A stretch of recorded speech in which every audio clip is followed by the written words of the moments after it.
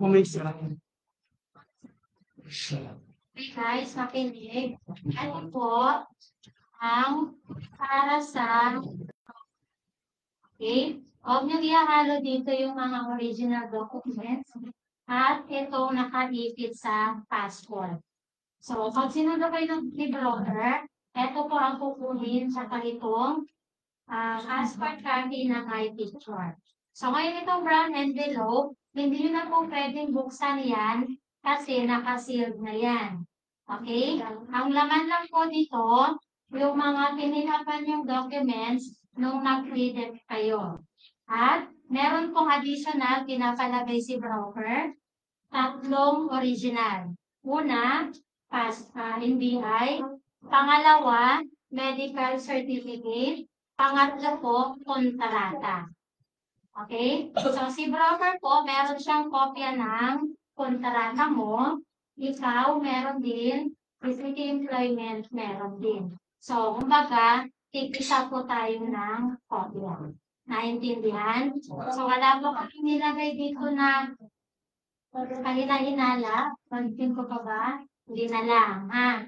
So, yun lang po yung mga documents dito. So, naintindihan po ba?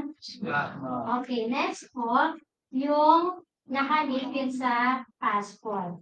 So, isa-isahin natin para ma-double check nyo na rin kung may problema ba. Okay, una dyan, syempre yung passport mo.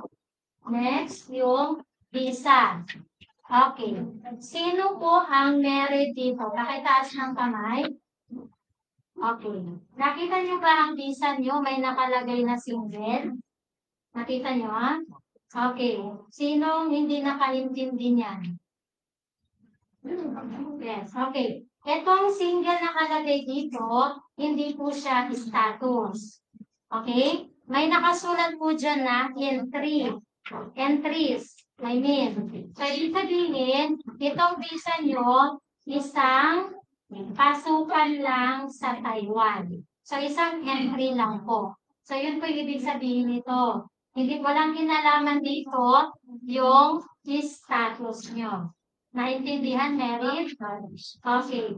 So, next ng visa dyan, PIDOS. Pakitaas ng PIDOS. Lahat po ba may PIDOS certificate? Okay. Next ng PIDOS certificate, ticket. Electronic ticket. May ticket po ba dyan? Okay. So, nakalagay dyan yung flight number nyo at kung anong terminal. So, saang terminal kayo? Terminal 1 po. 4 hours before ng flight, dapat nasa airport na. Paliwanag? Okay. May tanong ba about sa ticket? Wala? Okay naman? 20 kilos lang ang baggage allowance. Nakalagay naman po siya. Okay, next ang ticket, OEC. Paki-check kung meron pong OEC dyan. Paki-check din po kung 2 copies ba? Okay. May problema po ba sa mga spelling dyan?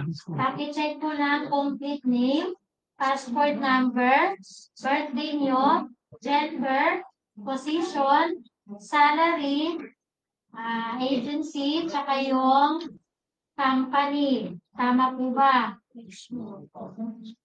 Walang may tanong about sa OEC? Okay. Kung walang tanong, next is contract. Paki-check po kung may kontrata dyan, naka-attach. Meron? Okay. Paki-check sa pinaka-last page kung meron pong ganito. Merong verified or registered. Meron po. Sa likod, sino po yung wala? Okay, action star, wala. Okay, mamaya ginintay ko. Okay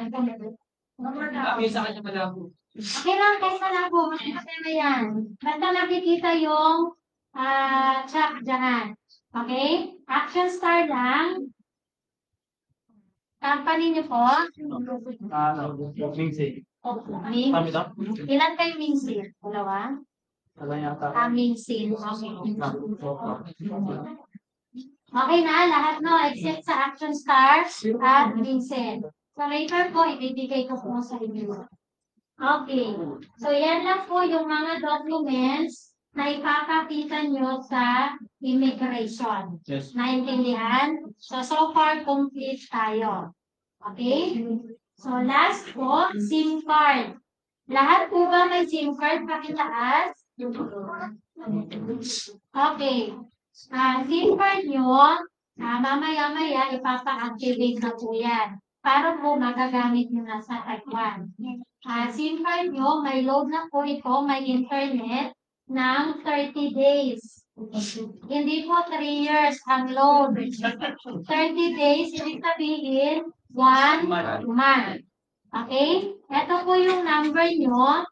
10 digits lang ang number sa Taiwan. Nakadagdagan nyo ng isang digit yan, gawin yung 11. Okay, 10 digits lang po. Okay? So, mamaya-maya, ipapa-activate na po. Pwede gamitin ito. Ito, pwede kong gamitin ito. Pareho lang. Pareho lang ba ito? Pareho lang po yung number, ha? Hindi, nasa loob kasi yung isa. Kasi isa istipan. Limited lang. Okay? So, may questions? Okay naman, document? Wala na question? Okay, mag-iingat kayo. See you after 3 years. Hindi 3 weeks, ha? 3 years. Okay? Okay, sige. God bless, guys.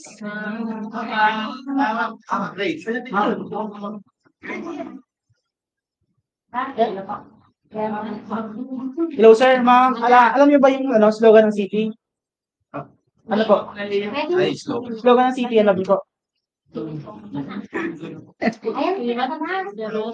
City so good po. City. Okay na. Pwede natin nakita natin yung videos, ma'am. City.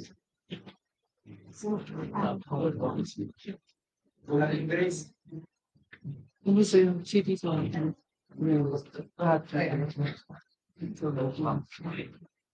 Guys, meron kasi tayong slogan dito. To be so good. O, pwedeng, ha? Meron ako. Pwedeng sabay-sabay natin sabihin yon. Okay, 1, 2, 3, go.